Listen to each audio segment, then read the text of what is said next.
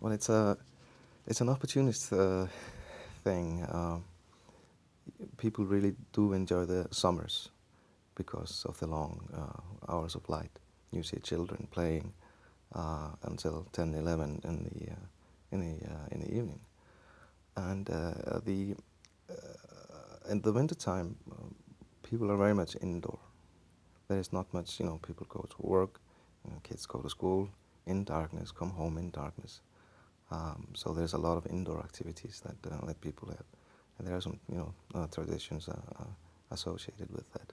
So it's kind of a bit of a change from being really active always outside in the summer to being, cooped up on the inside in the wintertime. My favorite time of year is actually in the fall. Uh, you have most of the insects have gone away. Mosquitoes can be a plague here, and the temperatures have gotten kind of cool. The colors of the nature turned, and it's just beautiful. So that's my favorite time of year.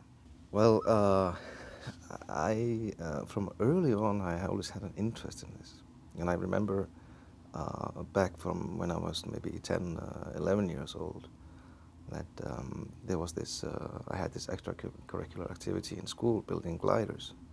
Uh, and it was timed so unfortunately that just as I was finishing that, they were airing the Cosmos by Carl Sagan. So I used to run home after school after this activity to catch the program.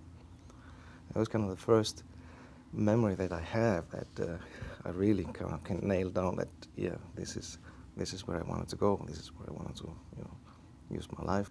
I think it's more like a